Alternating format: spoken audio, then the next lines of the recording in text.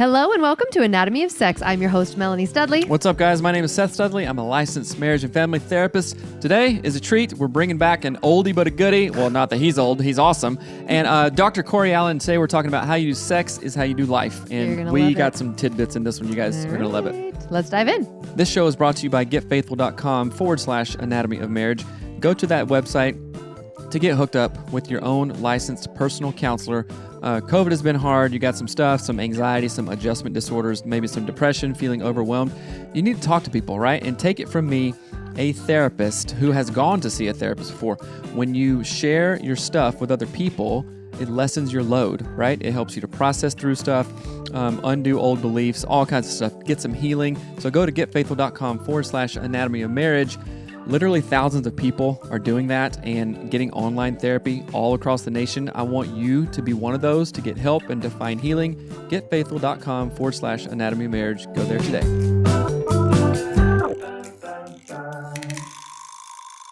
It is such an honor to have you here. We haven't seen your face in a long, long time, and we are glad that you're here. But tell our audience who you are and what the heck you do. So formally, I'm Dr. Corey Allan. Informally, I'm just Corey. I'm a marriage family therapist by training, host of Sexy Marriage Radio, which is coming up on 10 years on the air as a podcast where my wife is my co-host, and we try to help couples heat up marriage and the bedroom, just because married sex has all kinds of issues in and of itself. And then I'm an author, have some courses that are coming out late 2021, a dad, a traveler, RV owner, dog owner. Hey, just trying to live life simply and make as much fun with this journey as we can. Yeah. Love it. That's awesome. 10 years. That's amazing. That's crazy. And I remember the place I was when I first heard your guys' podcast, and Melanie had told me about it. She's like, "Hey, Sexy Marriage Radio." I was like, "Oh, okay, well, I'll give it a shot." The guy's PhD, licensed marriage and family therapist like I am. And you guys were talking about oral sex, and I was doing a construction project on a well house on top of a roof, listening to oral sex, and I was like, "Oh my gosh, I'm getting like heated here."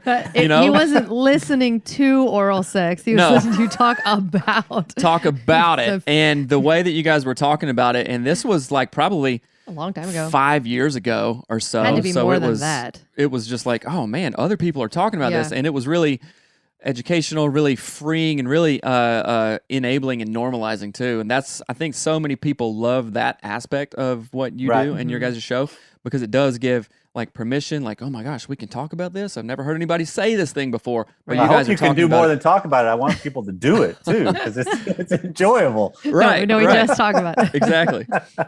Well, you say something all the time that, and I don't know if you came up with it, but whatever, we credit you for it constantly, is the way you do sex is the way you do life, or how you do sex is how you do life. And both. So tell us more about that idea, what its implications are, how people can learn from all of that. Because I remember when you said that to me in season 1, I was like, ooh, snap. He is talking directly to moi. And I was like, oh, crap. So tell us more about what that means. Now I'm intrigued and want to go that way, but that's the therapist in me. So I do too. I do too. So hey, okay, Corey, let's totally put Melanie on the spot. Two therapists grilling you, talking you, getting down and dirty. Okay, all right, down and dirty with two therapists. What happened here? Great, this show took a turn. Okay, I just know, like when you said it, I was asking you a question, and this was like early on in our whole journey here. And I asked you a question about sex and intimacy, and saying like, basically I'm always waiting for Seth to initiate. And you were like, so do you do that in like your everyday? And I'm like, no.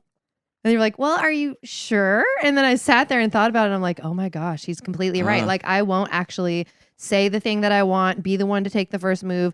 I'll just like hope that I can hint enough for him to catch on and then do it for me. You'll send the signal so that you don't have to take the risk of the rejection by you actually taking the step out and risking the rejection. Ouch. Mic Double drop. burn. I mean, that's what you're describing, right? Yeah, Because that's the human condition in a lot of ways. So the phrase comes from Dr. Schnarch, but it's built more off of the idea of sex as a language.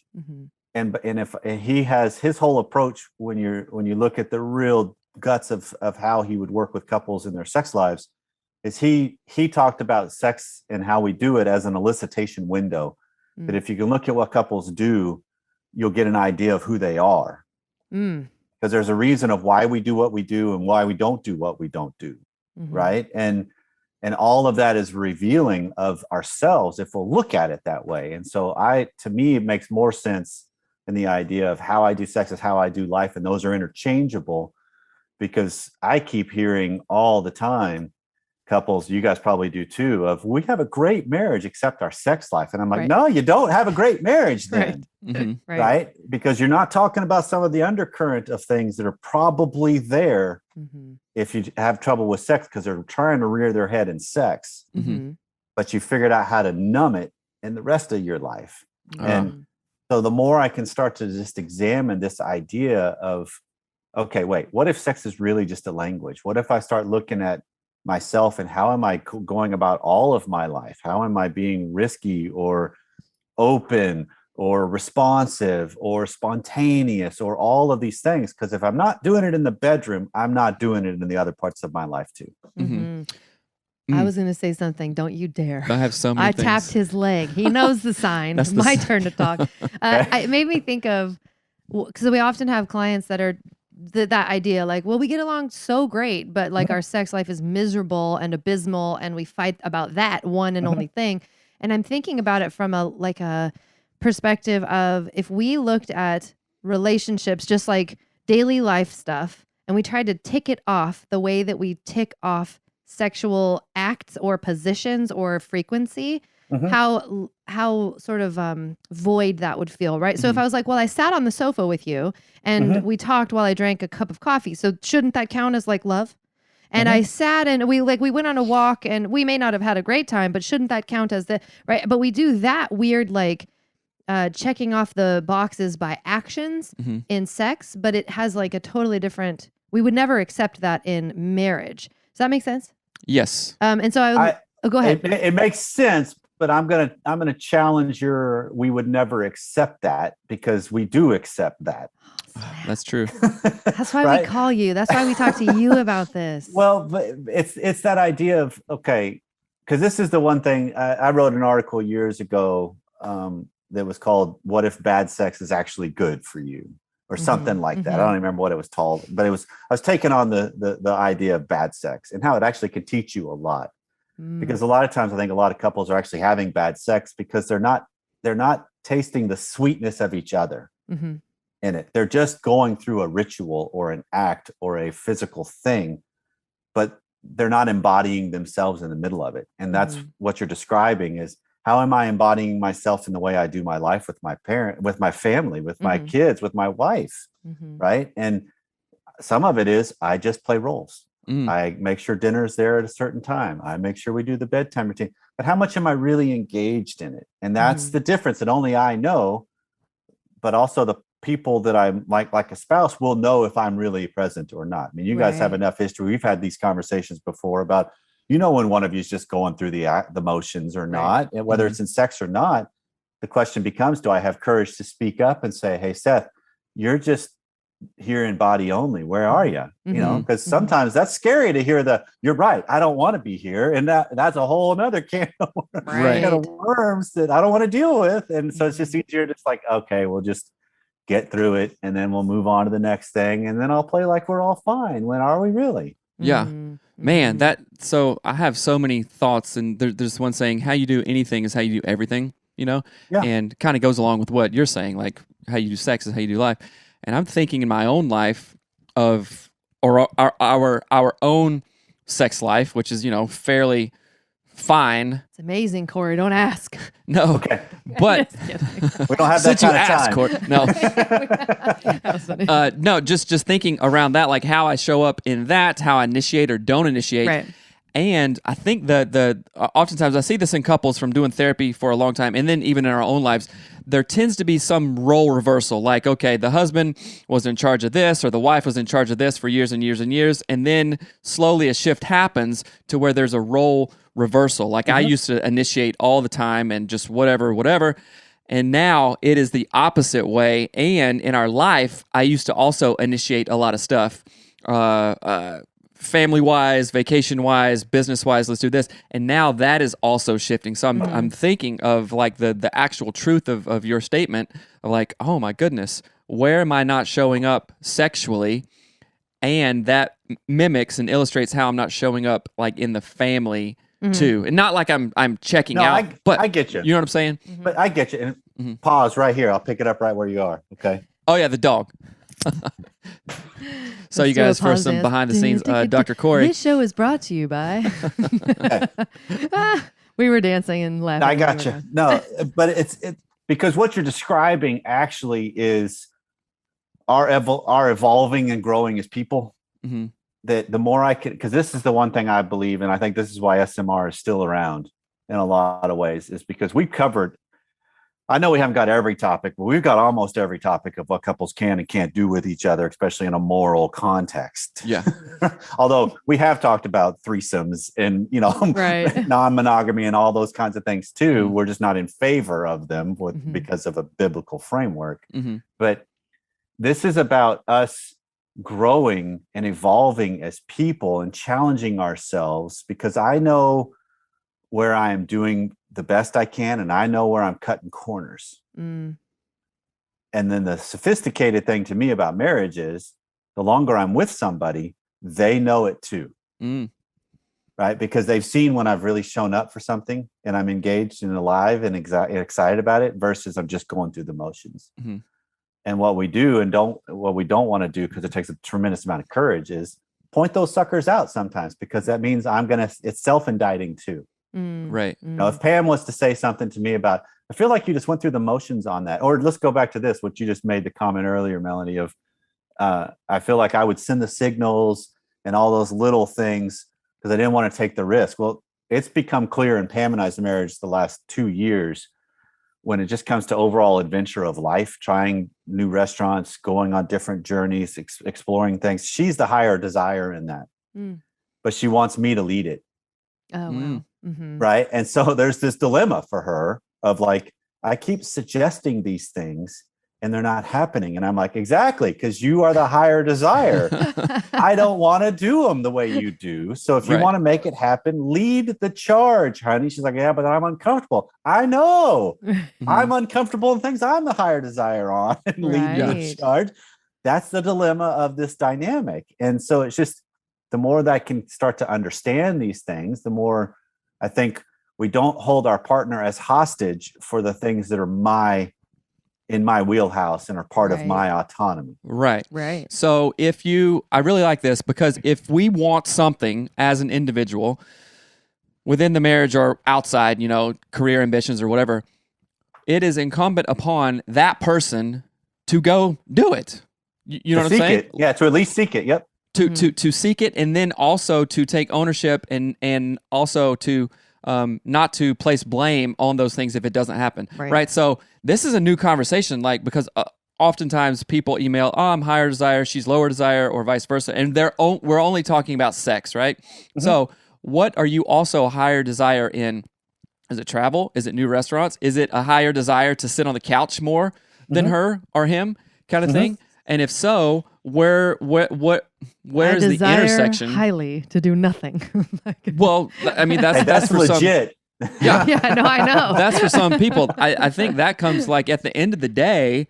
Mostly I'm like, hey, let's watch a Netflix show with the kids and chill. She's like, I want to do emails and do coaching summaries and all this stuff. I'm like, okay, that's great, but let's let each other be in that. Right. And so this is a whole new concept of what am I higher desire in, not sexually. What are you higher desire in, and how does that work? And I'm thinking in context with our couples, to our coaching clients, right? And how we can take that information and go, okay, just because I'm higher desire in this does not mean that she's boring, she's blah, or oh, he doesn't like me anymore, or kind of thing. It's a differentiated, doing some family system speak. It's a differentiated approach to higher desire, lower desire, and what that means and doesn't mean to the other person. And if that makes sense. I think what you're saying too is that I think the longer you're married, the more this stuff, like you just said, the last 2 years of your marriage. How many years have you been married? 28 now. 2,800 years. I'm just kidding. 28 years. Sometimes it feels like it. So for 26 years, that hadn't been communicated. Like there wasn't a really sharp awareness of like, oh, she's higher desire for travel and new stuff. It was there, but it was code. Right. And so now you're actually saying, you're like, what's that? You're actually talking, like calling a spade, right? Mm-hmm. And you're actually talking about it. And we have found, which I'm sure you have found and maybe experienced, that causes a lot of anxiety and fear. And you go, I have to actually say the thing. I have to actually say that I want you to lead, but that feels terrible. And we found that when couples are in that position, whether it's around sexuality or whatever it is, like how things they want to change or do differently, it tends to be like crisis. Like it's where like they start to believe, well, you never loved me. Everything was fake. This isn't real. So what are your thoughts on that? I overreact to things that throw me or are scary or I'm uncertain about. And that's oftentimes a move to try to get my way, to get somebody to back down, to get somebody to come on board, to make me feel better, rather than realize, no, there are dilemmas and dynamics that are naturally occurring in every single marriage. Every single one has these dilemmas. So I can either yell at the wind, or I can acknowledge that the wind exists and adjust sails accordingly to still get where I want to go. But it might just take a little bit longer because I got to go upwind. And so that means I can't just point it straight at it, which some people love, some people hate. And so it's just all this stuff gets revealed. That's why I love the idea of what we do in life is all languages.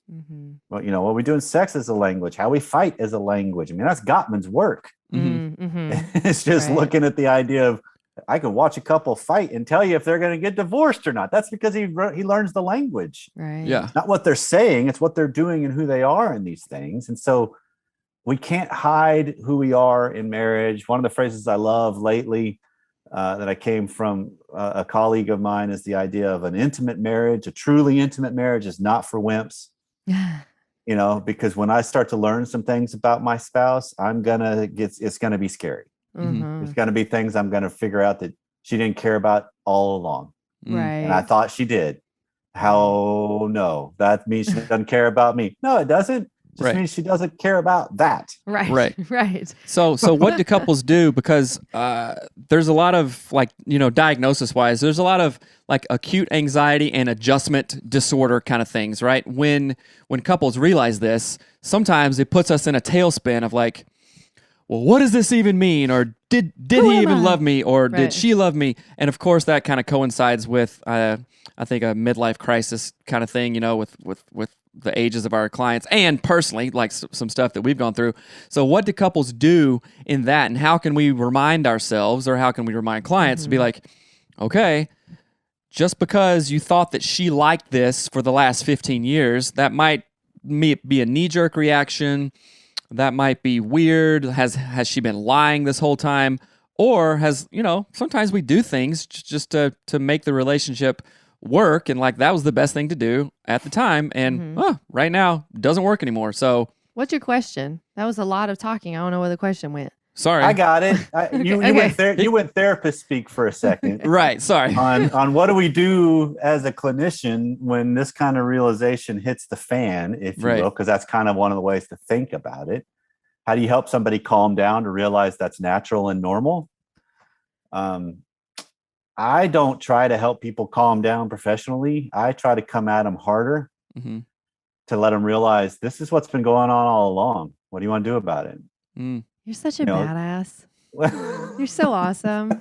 Well, I have hearts in my eyes, Dr. Corey Allan. I appreciate that, but it's still just the idea of this is the stuff that's been there, and we know it. We just can't name it, right? And so most of the time, the clients that I see and work with, when it clicks, they change because it's that idea of, okay, so you're saying that if I want to have sex in my life, in my marriage, I got to be willing to be rejected on it. I'm like, yeah, that has not changed at all, because the fact that you stopped initiating, you're still in a state of rejection. It's just self-induced rather than real induced, which for some reason feels better. Come on, really? And so it's just, you just kind of lay it out there of like, this is what's really going on. And when it clicks, the best in us, and this is Schnarch's phrase, the best in us will rise up to call out the worst in us, because the worst in us would deny its own existence. That's where we play the card of, oh no, rather than, yeah, I know I'm capable of that. Yeah, I know. Right. I know when Pam, this goes back to the adventure thing. We were driving along and she has a thing for the fruit stands. Oh, yeah. When you're out in the country and you see the fruit stand, and typically those suckers sneak up on you, right? So if you're going 70 and you didn't see a sign, I am not about to try to make that corner to get in. But I also don't care about those fruit stands either. And so she's like, ooh, cantaloupe sounds good. That's code for stop, let's get cantaloupe. And what we finally have figured out is, if you want me to stop, you've got to tell me, I want you to stop. Because when I hear cantaloupe sounds good, I know you would like it. I don't. I'm driving. We're not stopping. I'm going. Which there might be an element of cruelty and indifference and uncaring that comes across with that. But it's true. It exists between us, but we're bigger than that. Right.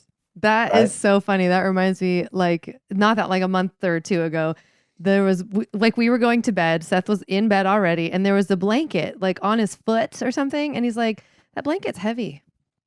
And I'm like, okay. And I sat, and I'm like, I know what he's wanting me to do, but I'm going to see if he said, and then 2 minutes later, he's like, did you want the blanket on there? And I was like, if you want me to move the blanket, you must say the words, please move the blanket. And we laughed about it because it was what are you doing? Just say. That sneaks up on you just like the fruit stands do. It snuck up.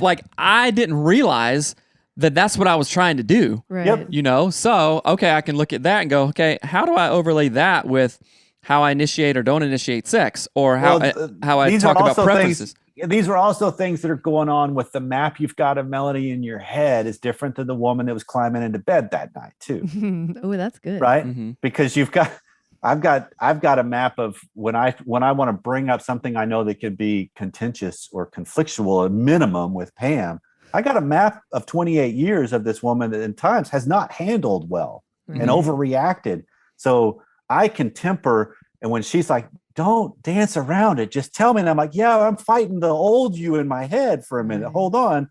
Because the who I have now is different.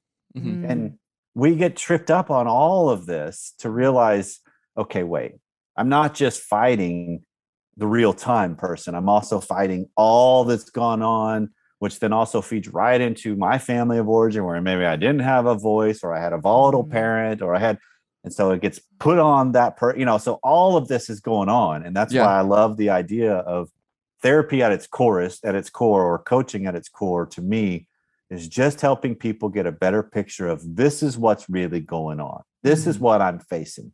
Now, what do you want to do about it? Right. So naming it and claiming it, right? But then also when you're talking about the 28 years of a history with Pam and this and this and this and family origin, I think successful marriages have more of a growth mindset than a fixed mindset. Because if I had a fixed mindset around all the crazy stuff that we've been through, like the stupid stuff I've done, the stupid stuff she's done, or whatever, then we'd be done. You know what I'm saying? Because you would have been done a long time ago, because I know your stories. So you can't operate from that fixed mindset. So marriages, it's just a constant course correction, I think. Right. Just marriage is a growth mindset, course correction. I mean, there's of course, baseline stuff, but even in the same spirit as that, I believe, and this is what we've been talking about on the show lately, is my qualifier for what makes a good marriage, or not a good marriage, a great marriage, is it's two people that recover better. That's it. Because we're going to still screw up and piss each other off and intentionally hurt each other because we're cruel and we're stubborn and callous, and all of those suckers still are there, but I recover better. So now when Pam says something like, hey, cantaloupe would be great, and I blind right past, she's like, I can't believe you drove past it. I'm like, remember what we've talked, hold on. And it doesn't turn personal as easily. Right. We recover. And then when the next one rolls around, she's like, I would like to stop for this one. And if we're in the RV, it's like, well, if I can get in there, I will. And if I can't, because it's a big ass RV, then we can't, baby. That's just the reality of what we chose to buy, Right. But it's just this idea of, okay, this is the dilemma of the language of what really exists and how we're trying to conform each other to what makes it better for ourselves rather than, no, but what I really want still is a partner that's their own person. Right. And can move their own blankets. Yeah. And move your own damn blanket. And get their own cantaloupe. Right? It's interesting because I think I've started using this language with our clients because I realize that everyone, especially in marriage, assumes that their partner will understand them and will care about their desires. Right. Yeah, you're laughing. You're dying laughing because you know. And this came from you when I interviewed you for our app. And I, again, was roasted. And I was like, holy crap. You just and it was one of the things where you're like, I'm just going to challenge this. And I was like, because I was talking about we need our partners to understand our thoughts and feelings. And you're like, they can understand them. That does not mean they will care. And I was like, oh man, that was a lot. And so I now say to clients, I'm like, you should assume that you will misunderstand one another. Start at the foundation that you will get it wrong. That's what with us, that's where I start. I will try my best to communicate with the 100% thought, he might not understand this. And if he doesn't, I can't get mad.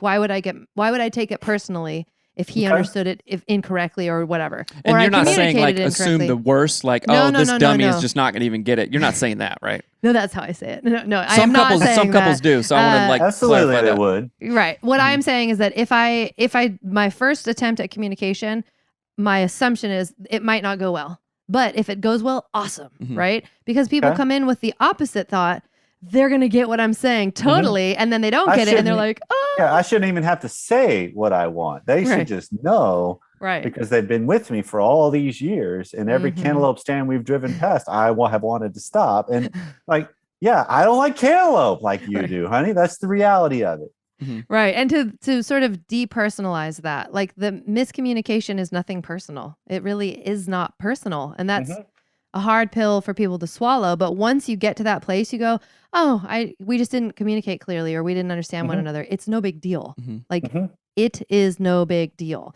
So how do you grow to build up and flex the recovery muscle? When you said that, two people who can recover well together in a marriage, it made me think of a Tony Robbins thing. And him and his wife are when they have disagreements and arguments, I think that they say, okay, I get to sit in this for 10 seconds and that's it. Oh, right? 10. It's 5 minutes or something. No, it's it's Tony Robbins, so he's a beast. Or maybe it's 30 seconds or something like that. There was a misunderstanding. Here it is. Okay, right. We get to be this way for 30 seconds, and then go, all right, I'm sorry, let's move forward, and then come on the same page like that. What do you guys think about that, and how can we grow that recovery muscle daily?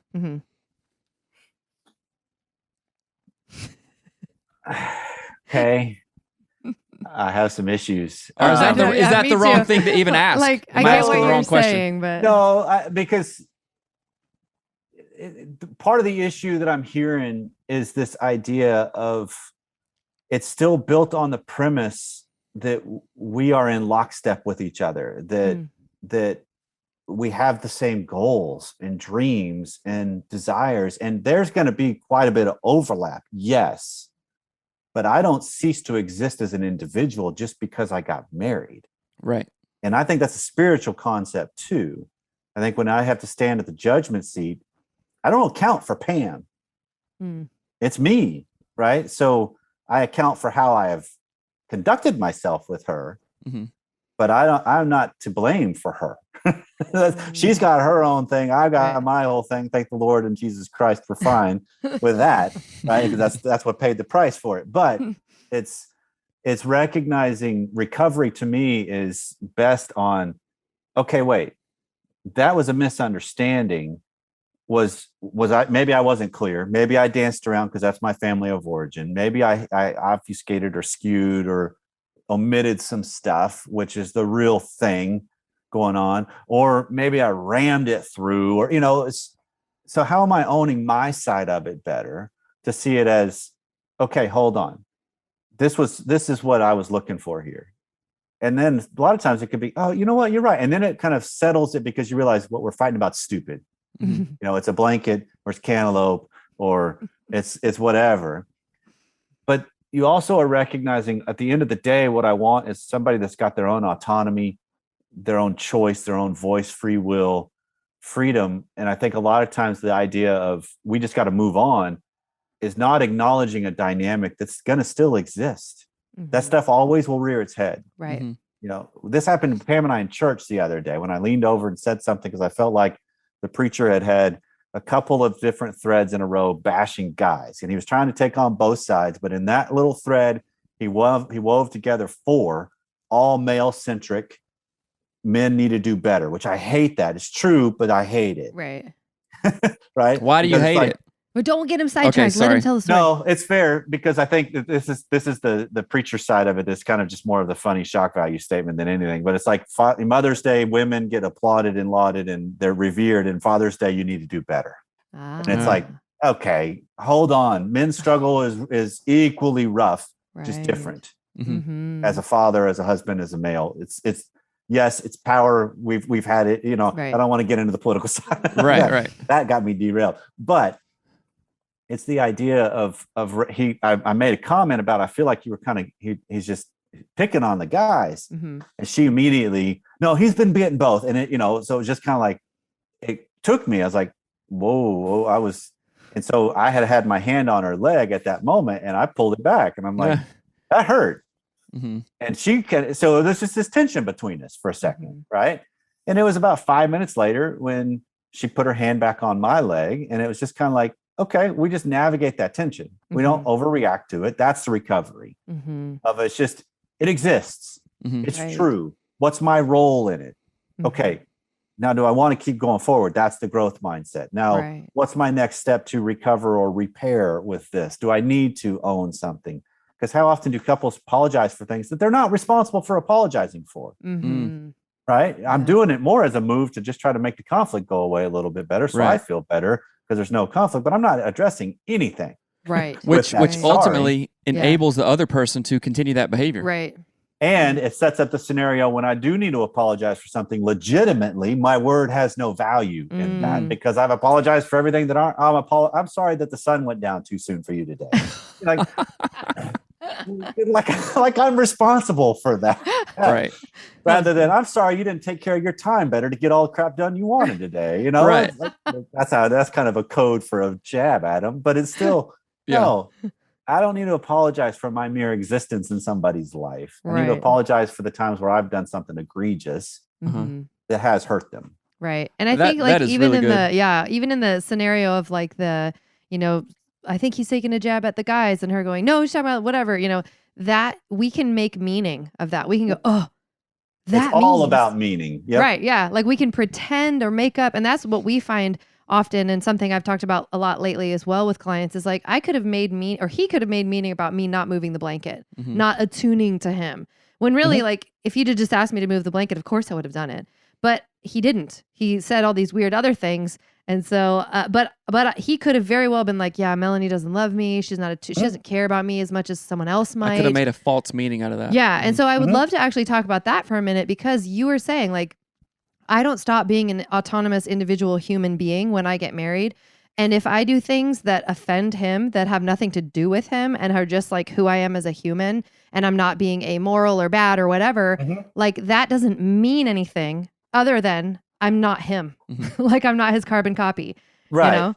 Right. Which would be really boring. Either way you go with that. For both of you. Right. If you married a clone of yourself, you would enjoy that maybe for 30 minutes. And then it's like, I'm done. I'm trying to get away from myself in all these other areas of life. And now I can't in my marriage. Right. But yeah, I think meaning is that, you know, humans are the species that are meaning making machines of all of them on the planet. And it's the meanings of things that trip us up all the time. It's not the thing. Right. A tomato, a cantaloupe, a blanket, you know, they all just mean something. Right. And we fight about whatever's attached to it. And the more I can understand my meaning, the more I might have a growth mindset or flexible without giving in to myself to realize, okay, wait, no, it doesn't mean that. Right. I can open up to it. I mean, the classic, I grew up having Christmas Eve married a woman, it's Christmas morning. Right. And when we had kids, which one's Christmas? Right. And it's like, well, you know what? The event, now we're at the point of, I don't want to give a gift at all. Let's go do something throughout Christmas. That'll be fun. Let's do an Let's adventure. go to a fruit stand. Yes. No, I don't want to do that. But it's just the idea of, if I can adjust my meanings, that's growing.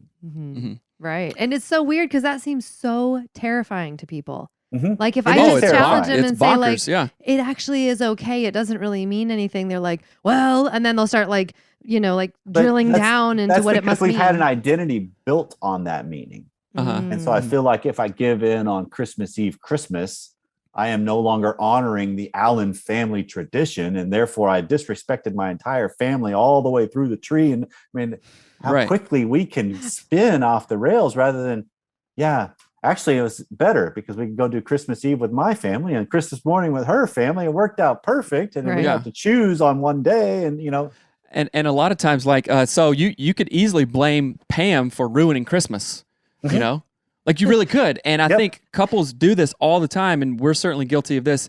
And it's like, I'm thinking like differentiation is sexy because when I show up like, hey, I'm happy. Whether or not end of sentence. You do something or don't do something, I can find my own meaning, my own autonomy, my own identity in that. Is that attractive to you or not? Yes. Of course it is, right? Because I'm like take up the full Seth-shaped space in the universe, kind of thing. And when I'm like slinking down and going, oh, do you want to do this? Or will you move the blanket? And that's, I mean, the blanket example really was just, oh my gosh, I didn't even know I was doing that. Right. And I really was just, it was a good example, right? And so, but a lot of times we freak out because, well, I thought we were doing this way for 20 years, 28 years, 15 years or whatever, and now we're not. So, I mean, then we could talk about other family concepts of like fusion and enmeshment and I'm not okay if you're not okay kind of thing. Like this whole thing's a lie. So it's really getting back to what differentiation of self actually looks like doing a bunch of research and work, coaching, therapy on that. Because when I'm showing up full throttle in my, I think you said this too, or maybe somebody else said this, sex is happening tonight with or without you there. Which There's people hear that and go, what does that mean? Join it, come on. Which I love that. And that, so I'll give an example, and this was, I don't know, a couple months ago, and I told Melanie, because we're, like talking about she initiates more, I don't want to be rejected, all this stuff, and I was like, hey, tonight, I'm going to go to our room, light some candles, and do some stretching and yoga and hanging out. If you want to join me, go ahead. If you don't, that's fine. I'm going to do all those things anyway. Right. And that was a differentiated statement, right? It's like, hey, I'm doing this, right? To like just chill out and be mindful of meditation and whatnot. And of course, she joined me, and there were some fireworks happening, and that was a very, I think, and I'm not tooting my own horn or anything like that, but there was some power in that. There was probably something that you found attractive, like the statement you said, like sex is happening with or without you. You're like, what? Wait a minute. FOMO. Okay, I want to get there too. Kind of thing, Well, which is really funny. It's from my perspective. It was like you are actually taking ownership of that part of your world. Right. Where in the past I felt like it was, it was all my responsibility. Right. Like you unburdened me when you said that statement. And I was like, oh, well, that feels nice to not have to even think about it or worry about it. But no, it's there and I can join. Right. And you also recognize, wait, I have a choice, and that person could not be here possibly too. They could go do something. I could lose them. I could, that's the reality of a marriage, that yes, I said I do. And marriage is choice all the way through, but there's always the risk. Someone chooses something else. Right. So how am I using that power and dilemma that's there to realize, wait, if I'm bettering myself, I'm actually, those around me get the benefit and the pressure. Yeah. Right. Yeah. And it's kind of like, hey, I'm starting this exercise program with or without you. I'm inviting you, but I'm still going to do it regardless. Right. So that invites you, that also encourages you and makes you think like, oh, he's doing something or she's doing something to elevate himself, to better, health or mental health or whatever. Right. Yeah. Huh, that's pretty good. I want some of that. There's like 7,800 questions I want to ask you. I There's know. too many in my mind. But one of the ones that, what were we just talking about? So if you initiate or you sort of invite sex. Oh yeah, this is Sex what it is was. happening with or without you. This is what it was. So I know that in the church, people will share, like, I don't know if this is a current thing, but like years ago, people would teach this idea of like, if you're not having sex with your husband, it's similar to you not talking to your wife. Have you ever heard that? I have heard that. It's like your conversational, what it's a sexless marriage and a conversationalist marriage, Right. depending Something on like that. gender. Right. Yeah. And I want to figure out, because what I see in that is that there's like this weird neediness vibe that ends up being created. And it's a place where there could be a lot of abuse, not abuse, but you know what I mean? Like you're It's creating. abuse. It's Okay, it's good. abuse. Let's Okay, go that's with what it. I thought. So Mhm. I want to know your thoughts on that, because we do, like, even if people think they've moved past that, if it's something they learned or saw like modeled in their home, there's an undercurrent of that women are just like, he thinks I'm supposed to be sexually available to him all the time, and if I am not, I get punished emotionally. So I would love your thoughts on it. It just has something we've never really talked about on the show, and I think it's really, really important. Okay. And you're a well, genius, so. So this is thank you. I'm gonna never mind. This is going on both sides, right? So both sides are at fault in this. It's not just one. It's not just because culture or scripture that was used wrong Right. or whatever, and the power dynamic has made it to where it's the husband's fault or it's the wife's fault because she never Right. spoke up or never sought her own pleasure or whatever. But I look at it, especially if I get the chance to work with a couple where this is evident or has been evident. A lot of times, she'll paint that picture of it's never been for me, right? And so I'll ask the questions of why. What is it that you don't, are you afraid of your own sexuality? What is it that you aren't in touch with yet in your own sexuality? Where's your power, prowess, pleasure? Have you ever sought that with yourself or with him? Any of that. And most of the time it's no, because there's shame, guilt, naivete, fear. Well, that's a part of the problem. That's not just culture then, right? So kind of at least level the setting for her to realize you have a pleasure button, i.e. clitoris. That's the whole point of it. That's why it's there. It's so much more involved than anything male equivalent. So what's up with that? Is just kind of explore, educate, enlighten. But then I go to the other side of the equation and ask, what is it that you're always seeking sex from somebody that is not even interested in it for him or for her or for you? Really? Do you enjoy masturbating without your hands? I don't understand. How does this go? Because that's kind of what it is. And so you start painting this picture of the tyranny of lowest common denominator as it evolves to realize most men, because I believe this is referenced in the Song of Solomon, most men really want a sexually turned on woman. Right. For herself and for him. Right. In that order, almost too. Right. I want someone that wants this for themselves, not just for me. And so if I start to look at it as that's what I'm claiming, but I'm settling for really bad sex, what does that say? Yeah. Right. So this is where both have to recognize it, because when she gets a voice and really starts to step up, you could talk about a disequilibrium to the system that it's going to throw things way off. Right. Because I can almost promise you, like we talked about at the beginning of our conversation, there's roles that are way skewed in other areas too. So how are you coming to where you're both, autonomous and have your own agency in everything that you do, rather than, no, I keep the house this way because he erupts. And you're like, well, hold on.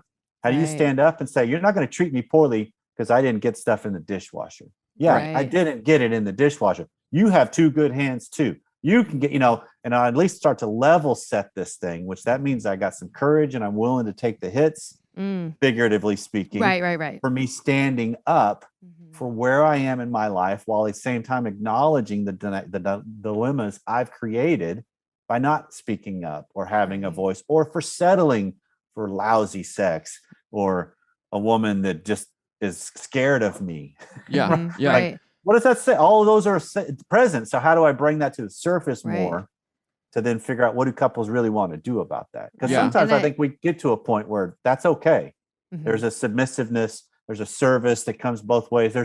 I want to honor each other, and that's a choice then, and that's perfect because there's power there. Right, right. I like that. Yeah, because it is a choice. And something you said made me think of a Dr. John Gottman statement. Actually, we've seen him a couple of times, but he's talking about sex and sexuality within married couples, and he said, why would I want to have sex with someone who doesn't want to? You know, speaking about like a higher desire male, you know, and a woman's like, well, just do it. It's like, that's gross. Right. Like, you don't want to have sex, but I'm gonna have sex with you anyway. That's like, and you better like it. And you better like it. And I mean, that's just like a trippy borderline. And that makes me think, oh my gosh, what kind of husband or wife have I been? Like, I'm making this person do something with their body, right? And it's just it's trippy, right? It's a real turnoff if you put it in a different perspective. But Totally. I like the like empowerment piece that you're talking about, and taking control. In that, just have all kinds of thoughts. Well, even the thought, like you said, going to the lowest common denominator, like you say that a lot, and I always really think that's so cool because it's like we're both of us typically we're just aiming for the lowest, like shoot as low as you can, and that's, I guess that's okay, but we don't want that. Like, let's figure out how we can change these patterns. And you also said earlier, like, if let's say in this scenario, the wife doesn't want to, you know, she gets yelled at for not putting the dishes away or whatever, and that. I want husbands who see, or if the wife is doing this, right? So it's both ways. It's not just men, that you pitch in a fit about your wife not getting the dishwasher loaded or your husband not putting the whatever. That's you trying to get your way through yelling. Like, I want to start thinking more complexly about this stuff. Right. Well, that's you trying to get your way because it brings you relief and comfort. Right. In life. It's not a moral issue. I mean, we fight about relief and comfort, not moral most of the time. Because if it was moral issues, we wouldn't be together still. Right. But those are short-lived because you're like, you see life completely fundamentally different than I do. I can't. That's not gonna fly, right?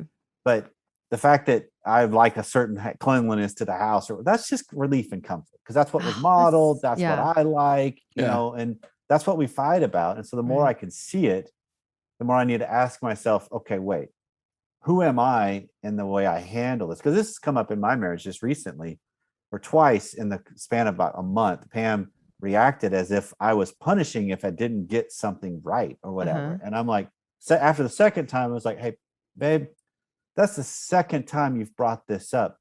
What am I blind to that is coming across possibly as I'm vindictive or punishing on some of these things? And she's like, I don't have a specific in mind, but help me understand it, because it's very possible I'm blind to something. I'll own that, but I don't see myself that way. And this is that growth mindset of maybe there's an area that I'm not even aware of. My spouse is a great conduit to reveal that. My kids are secondarily great conduits to reveal that.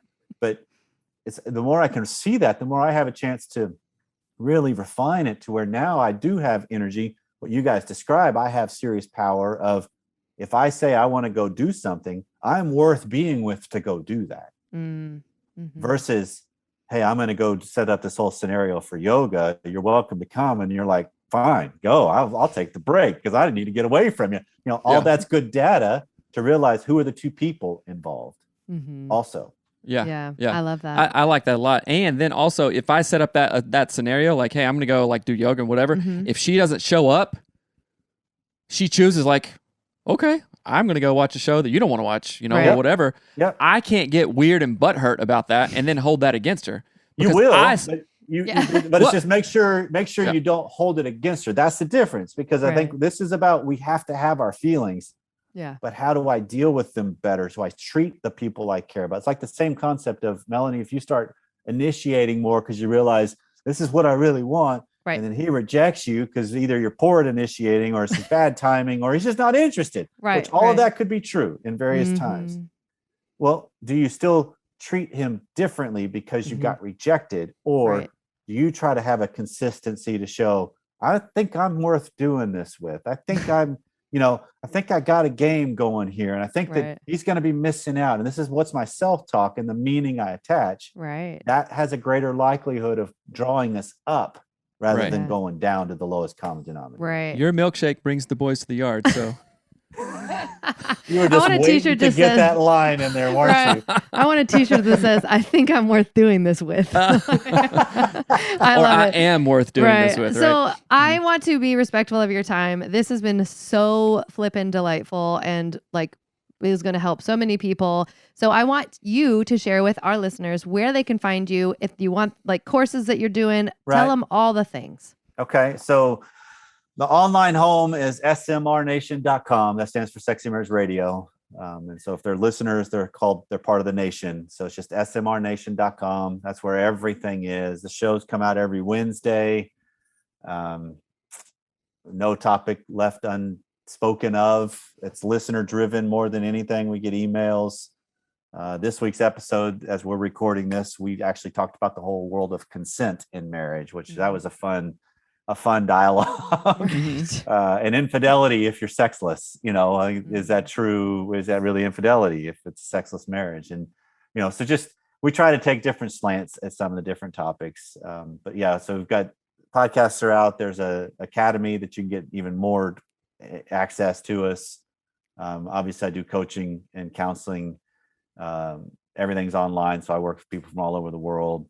And then there are some courses that are coming. I've got a series of 3 courses that'll be coming out hopefully within the next 6-8 months, called the Wanting to Be Wanted series. Ooh. And we're getting into the ideas of desire and connection and recovery and reconnecting and sexual intimacy. Awesome. Those sound amazing. I think like your guys' work has helped us so much, like just expand things and like change the language and how we talk about sex and like normalization and all this stuff. And it's really given us a lot of freedom too. So thank you for all the content that you put out. Yeah.